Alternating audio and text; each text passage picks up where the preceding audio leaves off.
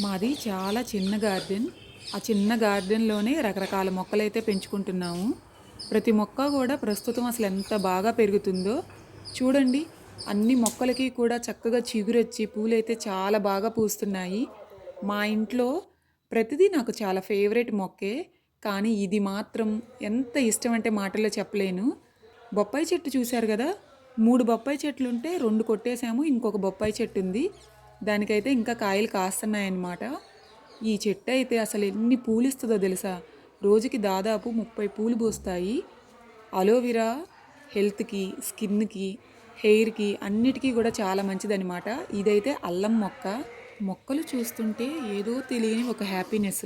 ఏమైనా బాధలున్నా కూడా ఈ మొక్కలు చూస్తుంటే కాసేపు ఆ బాధలు కూడా గుర్తుకు రాకుండా ఉంటాయన్నమాట. అంత హాయిగా ఉంటుంది నాకైతే. చామంతి కూడా అసలు మొగ్గలు చాలా బాగా వచ్చాయి.